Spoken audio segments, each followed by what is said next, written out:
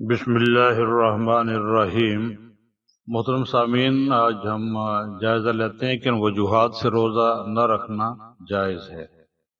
سوال: کون سے عذر کی بنا پر روزہ نہ رکھنا جائز ہے؟ تو اس کا جواب یہ ہے کہ رمضان شریف کے روزے ہر عاقل بالغ مسلمان پر فرض ہیں اور بغیر کسی عذر کے روزہ نہ رکھنا حرام ہے۔ نمبر 2، اگر نابالغ لڑکا لڑکی روزہ رکھنے کی طاقت رکھتے ہوں تو ماں باپ پر لازم ہے کہ ان کو بھی روزہ رکھوائیں۔ نمبر 3، جو بیمار روزہ رکھنے کی طاقت رکھتا ہو اور روزہ رکھنے سے اس کی بیماری بڑھنے کا اندیشہ نہ ہو، اس پر بھی روزہ رکھنا لازم ہے۔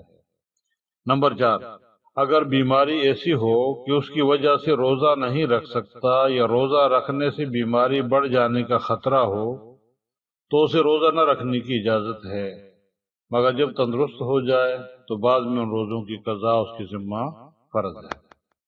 نمبر 5، جو شخص اتنا ضعیف العمر ہو کہ روزے کی طاقت نہیں رکھتا یا ایسا بیمار ہو کہ نہ روزہ رکھ سکتا ہے نہ صحت کی امید ہے، تو وہ روزے کا فدیہ دے دیا کرے، یعنی ہر روزے کے بدلے میں صدقہ فطر کی مقدار غلہ یا اس کی قیمت کسی مسکین کو دے دیا کرے، یا صبح و شام ایک مسکین کو کھانا کھلا دیا کرے۔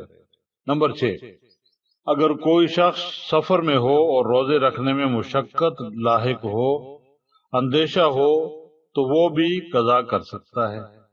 دوسرے وقت میں اس کو روزہ رکھنا لازم ہوگا، اور اگر سفر میں کوئی مشقت نہیں ہے تو روزہ رکھ لینا بہتر ہے، اگرچہ روزہ نہ رکھنے اور بعد میں قضا کرنے کی بھی اس کو اجازت ہے۔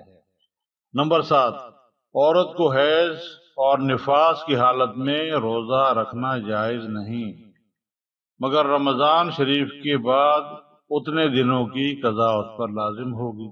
نمبر 8، بعض لوگ بغیر عذر کے روزہ نہیں رکھتے اور بیماری یا سفر کی وجہ سے روزہ چھوڑ دیتے ہیں اور پھر بعد میں قضا بھی نہیں کرتے، خاص طور پر عورتوں کے جو روزے ماہواری کے ایام میں رہ جاتے ہیں یا نفاس کے ایام میں رہ جاتے ہیں، وہ ان کی قضا رکھنے میں سستی کرتی ہیں۔